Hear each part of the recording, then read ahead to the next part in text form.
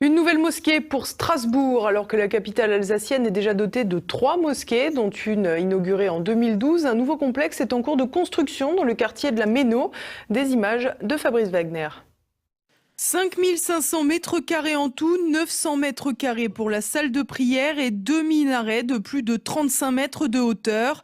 La nouvelle mosquée de Strasbourg n'a pas l'intention de se fondre dans le paysage. Et si le chantier impressionne par son étendue, c'est parce qu'il n'a pas pour objectif de simplement proposer un nouveau lieu de prière.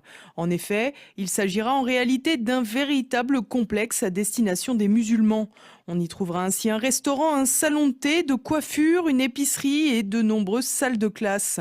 De quoi agiter les risques de communautarisme, comme l'explique Jean-Paul Garot, ancien magistrat et candidat aux élections européennes sur la liste du Rassemblement national. Naturellement, il y a de quoi être très, finalement, effrayé, en réalité, par ce qui se passe. Et parce qu'il y a non seulement la construction en elle-même, naturellement, mais il y a aussi tout ce qu'on va y faire. Et d'après les informations que nous avons, c'est une ville dans la ville qui est en train de se créer. Avec des écoles, avec des épiceries, avec des salons de coiffure, avec tout ce qu'on peut avoir pour fonctionner dans un premier temps en circuit fermé, mais pour attirer beaucoup de monde. 2500 fidèles, semble-t-il, pourraient venir, donc ce qui veut dire que ça peut être une école à radicalisme. Ça peut être une école effectivement qui peut entraîner à nouveau toute cette jeunesse que nous avons, et pas uniquement d'ailleurs, aller vers ces fondamentalistes. Il ne faut pas être lâche, parce que ô combien de fois j'ai vu et nous avons entendu, des responsables politiques qui, notamment après des attentats, disaient que l'État serait implacable, que force resterait à la loi, tout en sachant par ailleurs qu'il y a des écoles de fondamentalistes, djihadistes et autres qui, effectivement, grandissent à l'ombre de la République, sans avoir de problème. Intitulé Eyüp Sultan, le futur lieu de culte musulman dépendra de Miligorus, une organisation islamique fondée par un ancien Premier ministre turc, Necmettin Erbakan, qui siège à Cologne en Allemagne, là où se dressent les plus grands minarets d'Europe. La nouvelle mosquée du quartier strasbourgeois de la Méno devrait s'afficher comme la plus grande d'Europe.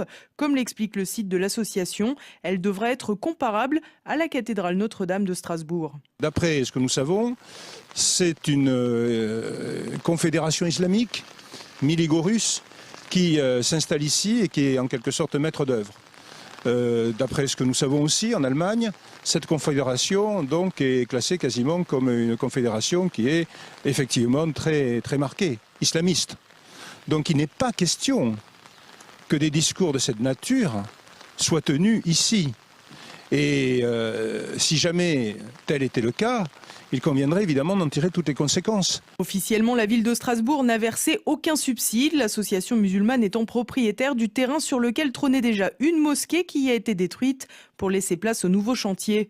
Plusieurs initiatives ont tenté de faire stopper le projet, en vain. La nouvelle mosquée s'adressera donc en priorité à la diaspora turque très présente en Alsace. Le président turc Recep Tayyip Erdogan avait d'ailleurs tenu un meeting en 2015 avant les législatives, réunissant plus de 12 000 personnes. Les récentes déclarations de celui qui se rêve en nouveau calife, menaçant les Australiens de les renvoyer dans des cercueils s'ils n'acceptent pas l'expansion des musulmans, laissent donc craindre des ingérences étrangères plus qu'inquiétantes, à plus forte raison qu'elles ne se contenteront peut-être pas uniquement du domaine religieux. Tous les cultes peuvent être représentés en France, naturellement, il n'y a aucun problème avec cela, mais à condition qu'on n'empiète pas sur le domaine politique, sur la société, et puis qu'on respecte naturellement la société française avec son identité, avec sa culture, avec son histoire, avec ses racines chrétiennes, bien entendu. Mais vous savez, dans le fondamentalisme religieux islamique, il y a deux méthodes qui quelquefois se cumulent. Il y a le djihadisme, qui est la forme violente. Et puis il y a une autre forme qui s'appelle la dawa. C'est Boualem Sansal qui le dit d'ailleurs. C'est une forme qui n'est pas violente, mais qui veut en arriver exactement aux mêmes fins. Et ça, c'est plus pernicieux, c'est effectivement beaucoup plus risqué parce qu'on n'arrive pas à le percevoir véritablement. Et il faut se battre contre l'islamisme. C'est un nouveau totalitarisme. Moi, je ne comprends pas que des gens, que les bons penseurs, les bien-pensants, tous ceux qui font des procès en sorcellerie, et notamment au Rassemblement national, hein, ou des féministes, ne disent pas clairement que ceci est inadmissible, parce que la charia, la loi islamique, je sais ce que c'est. Donc c'est inadmissible, c'est incompatible avec les droits de l'homme. Et là aussi, la Cour européenne des droits de l'homme, on aurait, je pense, aussi beaucoup à dire par rapport à cela, parce qu'il y a une évolution, là aussi, très inquiétante sur sa jurisprudence. Voilà. 2 autres projets d'école sont menés par Miligorus, à Belfort et à Besançon. La mosquée Ayoub Sultan de Strasbourg devrait quant à elle ouvrir d'ici à 2020.